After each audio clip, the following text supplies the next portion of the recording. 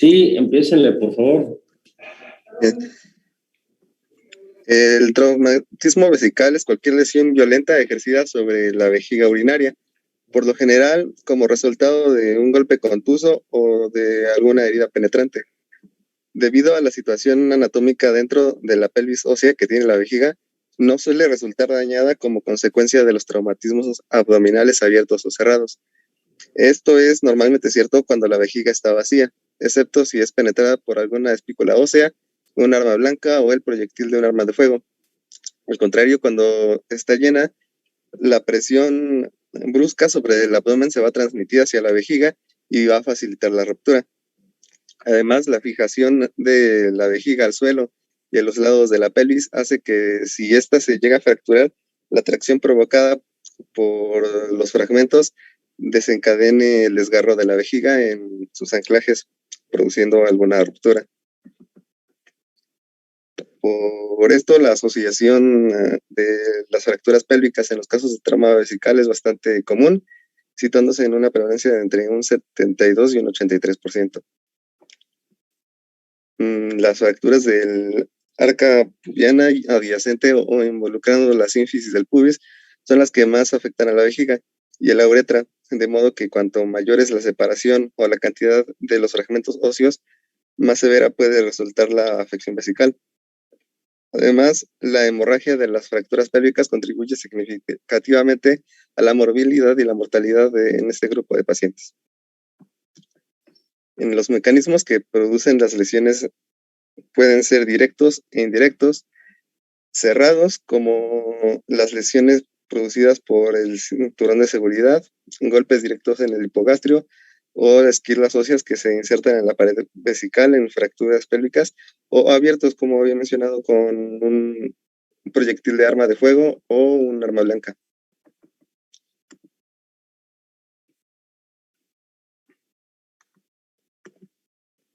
Bien. Las roturas vesicales se clasifican según su presentación en dos tipos. Pueden ser extraperitoneales o intraperitoneales. Las roturas extraperitoneales son las más frecuentes, con una incidencia variable entre un 82 y un 62%, mientras que las intraperitoneales suelen constituir entre el 18 y el 25% de los casos. En las extraperitoneales generalmente aparecen como consecuencia de traumatismos cerrados y tienen una estrecha relación con las lesiones óseas. Su localización más frecuente es la cara anterior de la vejiga, cerca del cuello, debido a las lesiones por espículas óseas. También se encuentran en las distribuciones pélvicas al desgarre de la pared vesical por la tracción de los ligamentos pubovesicales. Las roturas intraperitoneales se dan con frecuencia en la pared posterior de la vejiga y en la cúpula, que es el lugar de menor resistencia, sobre todo cuando se encuentran en situación de reflexión, debido al adelgazamiento de sus paredes. También en esta localización, la vejiga carece de una protección ósea, por lo que se encuentra más expuesta a los posibles agentes traumáticos. El siguiente. Bueno, en las manifestaciones clínicas, generalmente los pacientes van a presentar una tríada que va a ser hematuria macroscópica, dolor en el hipogastrio y síntomas de vaciado vesical. Además va a haber equimosis en el abdomen inferior, distensión abdominal, movimiento anormal del hueso pélvico y uretrorragia. En la rotura extraperitoneal de vejiga, usualmente los síntomas predominantes pueden ser los de la fractura pélvica ya presente y la hematuria, que va a ser el signo que más frecuente va a alertarnos sobre la existencia de una rotura vesical. También va a haber oliguria o anuria después del traumatismo y puede hacer sospechar de este diagnóstico, ya que puede ocasionar una fuga de orina y su acumulación extraperitoneal. La extravasación urinaria puede incluso llegar al muslo a través del agujero obturador, al escroto por el conducto inguinal, a la pared abdominal o al retroperitoneo, extendiéndose hacia el área pararenal. En la rotura intraperitoneal suele aparecer un dolor de inicio brusco en el hipogastrio, a menudo acompañado de síndrome vasovagal. Sin embargo, este dolor suele ceder en pocos minutos, pero el abdomen va a empezar a distenderse a causa de la paresia intestinal producida cuando la orina pasa a la cavidad peritoneal. Por ello, después del accidente, el paciente no tiene ganas de orinar. A la exploración se encuentra presente un grado variable de distensión abdominal y a pesar del hecho de que el paciente no ha orinado desde hace cierto tiempo, su vejiga parece estar vacía.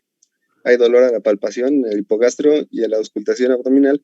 Se muestra una ausencia marcada de se presenta una ausencia o una marcada disminución de los ruidos del peristaltismo intestinal. La siguiente.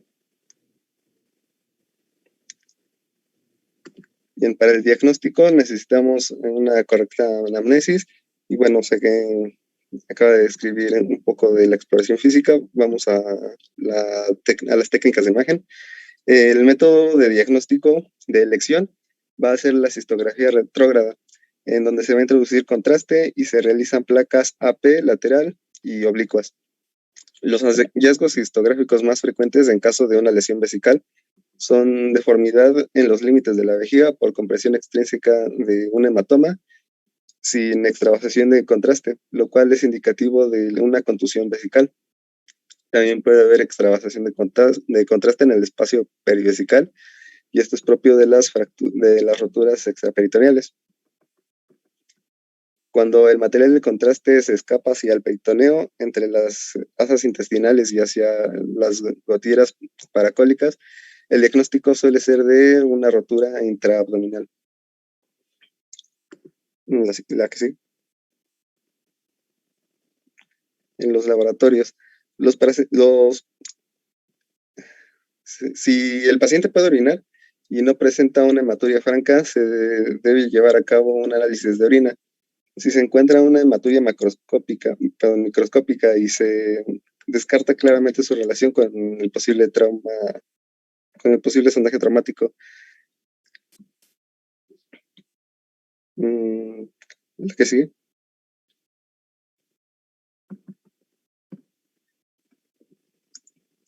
Bien, los pacientes que presentan una contusión vesical normalmente evolucionan bien con el reposo, analgesia y una vigilancia en su evolución.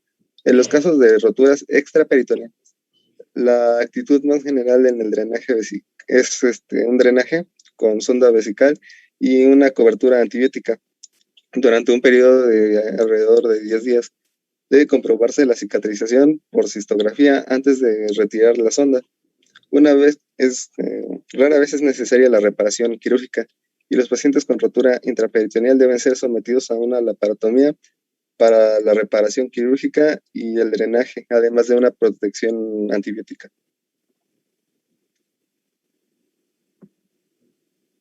A ver, regrésate. Entonces, aquí te está faltando la clasificación del trauma de vejiga, porque con base a esa clasificación son los tratamientos quirúrgicos.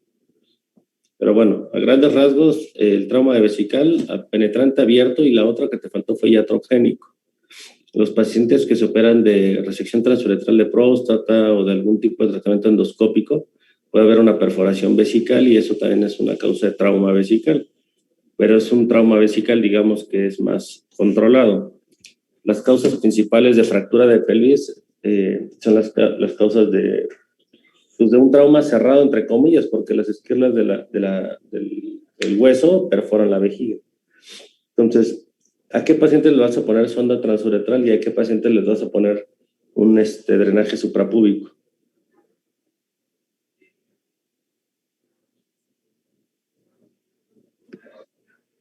Bueno, hasta en el 30... El drenaje serían a los... Ajá. Entre el 20 y 30% de los pacientes que tienen perforación vesical también tienen lastimada la uretra, ¿sale? Y el punto más importante de la decisión de poner una sonda vesical o no, uno es la incapacidad para la micción, que el paciente tenga retención aguda de orina o que no esté orinando. Dos, la uretrorragia. Cuando vean uretrorragia, no toquen la uretra y no pongan sonda transuretral, pongan una sonda suprapúbica mejor. Y la otra es que al tacto rectal pueden sentir la próstata elevada o adentada o partida, digamos. Eso nos hablaría de manera indirecta de que también asociado hay un trauma de uretra, ¿sale? A esos pacientes no les pueden poner la zona transuretral, solamente le pongan un drenaje suprapúbico. Ahora, en la cuestión del tratamiento, es un tratamiento quirúrgico de urgencia siempre que sea una ruptura vesical intraperitoneal, porque la orina en contacto con el peritoneo va a generar irritación importante, pero además absorción de urea y de creatinina. Entonces los pacientes hacen una insuficiencia renal, elevan la creatinina, pero por reabsorción a nivel del peritoneo de todas las sustancias de desecho. Entonces, todos los traumas, bueno, aquí hay dos leyes. Siempre que haya fuga de orina del peritoneo, es cirugía. Y la otra, siempre que haya un trauma penetrante, siempre hay que operarlos, ¿sale? ¿En qué casos es un tratamiento conservador? Cuando hay un hematoma nada más de la vejiga, que eso lo podemos ver por tomografía, o cuando hay un trauma vesical extraperitoneal o una ruptura de la vejiga extraperitoneal, pero que sea menor a 2 centímetros, ¿sale? Porque cuando es mayor a 2 centímetros también hay que entrar a reparar, ¿sale? Y el tratamiento conservador, pues es sonda transuretral, más o menos en 10 días se tarda la vejiga en reponerse, pero hay que ver y corregir la causa que generó el trauma. Si es una fractura de pelvis, pues corregir la fractura de pelvis, ¿sale? Pero esto es a veces más importante que la misma fractura. Tenemos que entrar a la par con los ortopedistas, o primero nosotros para corregir o derivar la vía urinaria, y ya después los ortopedistas hacer todo su chamba. ¿Vale? ¿Cuál es los estudios por orden de importancia? Primero se les hace el FAST, que es el ultrasonido de la TLS que les decía, en donde si ven que hay líquido libre intraperitoneal y un trauma directo en la pelvis, se tiene que sospechar que sea orina, ruptura vesical. 2, la tomografía abdominopélvica, que también nos puede dar de manera indirecta los datos. Y la otra es el cistograma, pero sin presión. ¿Sale? Se hace a gravedad. Este cistograma lo que va haciendo es que vamos midiendo de manera en vivo, digamos con rayos X, cómo se va distendiendo la vejiga y en dónde exactamente podemos identificar la fuga de la orina. ¿Vale?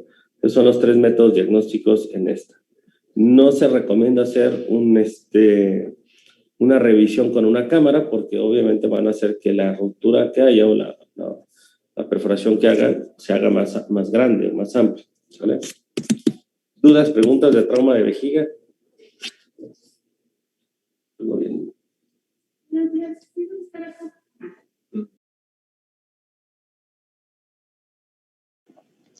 Yo les voy a hablar de trauma de genitales externos.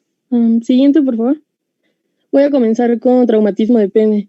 De acuerdo a la guía de práctica clínica, se va a dividir en traumatismo contuso y penetrante. En este primero, consideraremos que un golpe directo al pene en estado de erección va a causar una fractura. Esto ocurre un 60% durante el coito y es debido a una deslización de la vagina y golpea sobre la sínfisis del pubis o el perine. La fractura del pene es causada por la ruptura de la túnica albuginea, ahí la señalé en azul, y suele estar asociada a un hematoma subcutáneo y a la lesión del cuerpo esponjoso o del uretra hasta en un 20 a 22%. Debido al grosor de la túnica albuginea, en estado flácido, que es más o menos de 2 milímetros, no suele causar desgarro, pero en estos casos se puede apreciar un hematoma de tipo subcutáneo. Cuando nos referimos a un hematoma subcutáneo sin ruptura, no requerirá de intervención quirúrgica, solo de hielo local y de AINES. Durante la fractura, el paciente nos va a referir al sonido de un chasquido súbito, dolor intenso y de tumescencia inmediata. Esto quiere decir pérdida de la erección, también edema peneano. El diagnóstico se realiza mediante la historia clínica y la exploración física. No es necesario los estudios de imagen. Solo en casos dudosos se puede utilizar la cavernosografía o la resonancia magnética para poder identificar pequeñas laceraciones. Se recomienda intervención quirúrgica con reparación de túnica y se ha demostrado que tiene una tasa de complicación muy baja, cerca del 9 9%. Esto nos va a incluir las infecciones superficiales y la impotencia en un 1.3%. Siguiente, por favor. Espérame un segundito. Dos cosas. Ya no se dice impotencia, se dice disfunción eréctil. ¿Qué otra cosa te iba a decir? Sí se utilizan estudios de imagen, porque para nosotros algo que es importante en la fractura de pene es si está o no afectada la uretra, porque es diferente el tipo de tratamiento y el pronóstico del paciente, ¿sale? ¿Cuánto tiempo? Bueno, vas a hablar ahorita de los bueno, síguele y ahorita al final veo qué te falta. Sí. Bueno, no se recomienda el manejo conservador de la fractura debido a que aumentan las complicaciones, como son el absceso peniano, también la curvatura peniana y la persistencia de hematoma, que a futuro va a requerir de intervención tardía. Las complicaciones tardías después del manejo conservador fueron fibrosis y angulación en un 35% y disfunción en un 62%. Siguiente, por favor.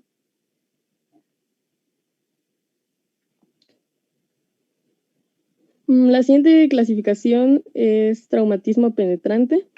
Estas son observadas en un 42% después de un abuso sexual. En caso de sospecha de abuso sexual, se realizará un examen médico legal. En pacientes con traumatismo debido a proyectil de arma de fuego, es importante conocer el tipo, el calibre y si fue de corto o de largo alcance. Se va a solicitar examen general de orina y ante la presencia de macrohematuria o microhematuria se recomienda la uretrografía retrógrada. Se recomienda igual exploración quirúrgica y la deshibridación del tejido necrótico en áreas más severas. En casos de pérdida importante de piel, se pueden colocar injertos de espesor total.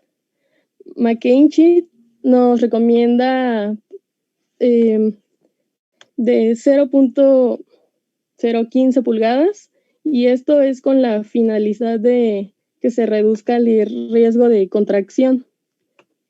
Al igual, las mordidas por animales son muy raras, pero suelen ser de importancia por el riesgo de infección. La infección bacteriana más común por mordida de perro se debe a Pasteurella multocida hasta en un 50%. También van a estar involucrados algunos otros organismos como E. coli, Streptococcus, Staphylococcus, entre otros. Y las mordidas por humano son raras, pero también pueden infectar. En esto se ven involucrados Streptococcus, Haemophilus, bacteroides, entre otros. En cualquier traumatismo de tipo penetrante, se debe considerar que se debe aplicar de forma obligatoria la vacuna contra el tétanos. Y el manejo de heridas debe incluir curación con agua y desinfectantes. También la deshibridación debe ser conservadora y se recomienda administrar antibióticos en caso de infección usando amoxicilina con ácido clavulánico de primera elección y de segunda clindamicina. Siguiente, por favor. El segundo punto que voy a hablar es traumatismo escrotal. De igual manera, se clasifica en traumatismo contuso y penetrante. En este primero, puede ocasionar un hematocele significativo, que quiere decir la acumulación de sangre en el escroto. Este trauma contuso puede provocar la dislocación testicular, ruptura testicular y hematoma escrotal subcutáneo. El traumatismo testicular se ha asociado al ciclismo de montaña, al motociclismo y a los accidentes con patines de hockey y rugby. En este se recomienda un manejo conservador cuando el hematocele es menor a 3 veces el tamaño del testículo contralateral. Los pacientes que fueron inicialmente manejados en forma conservador se deberán someter a una cirugía posterior si llegasen a desarrollar infección o un dolor muy excesivo. Los hematoceles grandes deberán ser manejados quirúrgicamente Esto independientemente si existe ruptura testicular o solo contusión. Y en hematoceles de mayor tamaño, el manejo conservador fracasa. En esto se va a requerir la exploración quirúrgica retrasada y estos pacientes a menudo van a requerir de orquiectomía, quiere decir la extirpación quirúrgica, y deben de ser intervenidos de forma inmediata. Siguiente, por favor.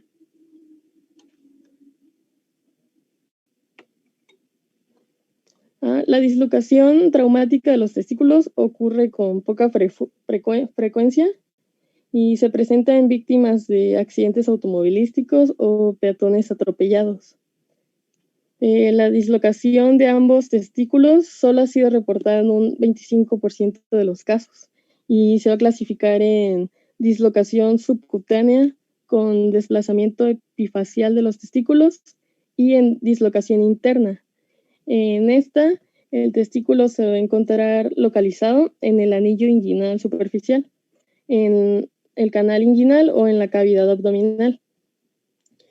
La dislocación traumática de los testículos es manejada inicialmente con el reacomodo manual y si no se logra un éxito, se va a realizar la orquidopexia de forma inmediata. Por otro lado, la ruptura testicular se presenta en un 50% de los casos. Puede ocurrir por compresión traumática sobre la rama inferior del pubis o la sínfisis. Esto puede ocasionar la ruptura de la túnica albuginea. Se deberá realizar la excisión de los túbulos testiculares necróticos y el cierre de la túnica albuginea. Esto nos va a dar como resultado la preservación testicular y la conservación de la función endocrina. Siguiente, por favor.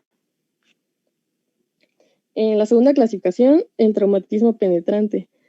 Este va a requerir de exploración quirúrgica con deshibridación conservadora. En la sección completa del cordón espermático se debe considerar la reanastomosis quirúrgica del cordón, si es factible. Y si hay destrucción extensa de la túnica, se puede rotar un colgajo libre de la túnica vaginal para el cierre del testículo. Si el paciente se encuentra hemodinámicamente inestable o no se puede realizar la reconstrucción, está indicada la orquiectomía. Y es muy importante el manejo inicial de la herida con deshibridación y lavado quirúrgico. La laceración extensa de la piel del escroto requiere de intervención quirúrgica para que se pueda suturar. Siguiente, por favor. Ya por último, el traumatismo vulvar, perdón. En esta las lesiones contusas son raras y se presentan frecuentemente como grandes hematomas. Esto se puede asociar a problemas en la micción. El hematoma vulvar o la presencia de sangre en el introito vaginal son indicaciones para la exploración vaginal bajo sedación o anestesia general. Esto para identificar las lesiones. Se recomienda colocar una sonda urinaria y si se identifican lesiones vaginales pueden ser suturadas inmediatamente. Estos no requieren exploración quirúrgica, los hematomas vulvares. En hematomas, en mujeres hemodinámicamente estables se va a recomendar los AINES y el hielo local. Y en pacientes hemodinámicamente inestables se recomienda la intervención quirúrgica, el drenaje y el lavado quirúrgico. Las lesiones agregadas a la vejiga, rectales o intestinales van a requerir de laparotomía exploratoria y las lesiones del recto pueden requerir de una colostomía. Eso es todo, Doc. Trauma de uretra, síganle. ¿Quién sigue? Muy bien. Yo les voy a hablar acerca del traumatismo de uretra. La que sigue, por favor. Bueno, primero que nada hay que tener algunas consideraciones anatómicas y la primera es que Hay que saber que el diafragma urogenital va a dividir a la uretra masculina en las porciones anterior y posterior. En la uretra posterior van a encontrarse dos porciones, que es la uretra prostática y la uretra membranosa, mientras que en la uretra anterior va a constar de la uretra vulvar y en la peniana. En las mujeres solo va a existir la uretra posterior, mientras que la uretra anterior va a corresponder a los labios menores. Esto debido a la diferencia de longitud entre ambas uretras. La que sigue, por favor. Y bueno, vamos a clasificar a las lesiones uretrales en cuestión de sus porciones, ya sea posteriores o anteriores. En este caso, las posteriores, los accidentes de tráfico, las caídas y lesiones por aplastamiento pueden ocasionar fracturas pélvicas, lo que origina lesiones de la uretra posterior. En torno al 2/3, como el 70% de las fracturas pélvicas se producen como consecuencia de accidentes de tráfico. Y como datos es que la incidencia de fracturas pélvicas es del 20% en los supervivientes de accidentes de tráfico en los que se han producido muertes. Y la incidencia es de casi el 50% en los accidentes mortales con peatones. Los traumatismos cerrados explican más del 90% de las lesiones uretrales. En general, la uretra posterior masculina resulta lesionada en el 4 al 19% y la uretra femenina en el 0 al 6% de todas las fracturas pélvicas. La uretra femenina rara vez se lesiona, exceptuando por contusión o por laceración por fragmentos óseos por un traumatismo cerrado. Y pues las fracturas pélvicas inestables, las bilaterales de las ramas isquiopubianas, que son las por caídas o horcajadas, como en la imagen inferior derecha, y la diástasis de la sínfisis del pubis son las que tienen más probabilidades de lesionar la uretra posterior. La que sigue, por favor. Y aquí está una clasificación de las lesiones uretrales propuesta por la American Association for Surgery of Trauma, que va a clasificar las lesiones en 6 grados. El primer grado va a ser una lesión por estiramiento y de aspecto en la imagen radiológica, que es la uretrografía. Vamos a tener una elongación de la uretra, pero no va a haber una extravasación del contraste. Es decir, que cuando se le inyecte el contraste al paciente, no va a salirse del conducto uretral. En las de grado 2, que son por contusión, como dato clínico, van a presentar sangre en el meato uretral. Las de grado 3 va a haber una rotura parcial de la uretra y va a haber una extravasación, pero solamente en el foco de lesión de daño. Y pues se va a visualizar el contraste que se sale de la uretra. Las de grado 4 y 5 va a haber una terminación del contraste a partir del punto de lesión, ya que va a haber una rotura completa de la uretra. Por lo tanto, solamente se va a ver el contraste hacia donde está el foco de lesión y no va a alcanzar a llegar a la vejiga. Y las de grado 6, que son las de peor pronóstico, va a haber una rotura completa de la uretra anterior. Y pues no va a haber un correcto llenado del contraste hacia la vejiga, solamente hasta la uretra anterior. La que sigue. Y bueno, el tratamiento clínico depende del grado de lesión. Las de grado 1, por tener un buen pronóstico, no van a precisar un tratamiento. Las de grado 2 y 3 pueden tratarse de forma conservadora mediante una cistotomía suprapúbica o un sondaje uretral. Eso es una técnica que consiste en introducir a través de la uretra un catéter o una sonda uretral, que esta va a alcanzar la vejiga urinaria para favorecer la eliminación del contenido, ya sea con fines diagnósticos o terapéuticos. Generalmente se usa con la finalidad de vaciar urgentemente la vejiga por retención aguda de orina, o también si existe una obstrucción vesical o de orina hematúrica con coágulos que impida su vaciamiento, pero en este caso se va a utilizar para no manipular la uretra. Los grados 4 y 5 van a precisar un tratamiento abierto o endoscópico primario o diferido, mientras que las de grado 6 ya van a precisar una reparación abierta primaria. Y en este caso tenemos las lesiones uretrales anteriores, que van a ser ocasionadas por traumatismo cerrado. Los accidentes de tráfico, caídas y golpes causan la mayoría de las lesiones uretrales anteriores. A diferencia de los traumatismos uretrales posteriores, rara vez se asocian a fracturas pélvicas. Suelen ser lesiones de tipo caída horcajadas, causadas por el impacto de objetos romos contra el periné, que es el espacio que existe entre los testículos y el ano, con manillares de bicicletas o la parte superior de una valla. También tenemos los traumatismos relacionados con las relaciones sexuales, que son una causa menos frecuente de traumatismo uretral anterior de fractura de pene, y esta rotura del cuerpo cavernoso puede producirse generalmente durante el coito. En estas lesiones la uretra se ve afectada en un 20% de los casos. También se han visto datos de que la estimulación intraluminal de la uretra con cuerpos extraños provoca traumatismos uretrales anteriores. También tenemos los traumatismos penetrantes, que son las lesiones penetrantes de la uretra anterior suelen deberse a heridas de bala y van a afectar a los segmentos pendular y vulvar de la uretra por igual. Estas lesiones se asocian a lesiones penianas y testiculares y pueden afectar al recto, lo que puede originar abscesos pélvicos y la formación de fístulas, es decir, la comunicación entre cavidades. Y otras causas menos frecuentes de lesiones uretrales anteriores externas son heridas incisiopuntantes, la amputación del pene y el empalamiento. Los traumatismos relacionados con las bandas de constricción. Bueno, en las personas parapléjicas emplean un dispositivo de constricción por la incontinencia urinaria, y a veces estos pacientes se olvidan de soltar la banda por su falta de sensibilidad, que pues puede provocar lesiones isquémicas graves que van a afectar al pene y al uretra. Y como traumatismos iatrogénicos, vemos que las lesiones uretrales iatrógenas causadas por instrumentos son como mucho la causa más habitual de traumatismo uretral.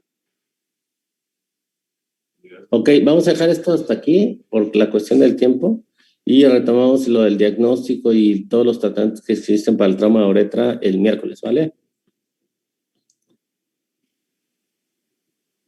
Sí, doctor. Órale, pues cuídense, que descansen. Hasta luego. Gracias. Descansen.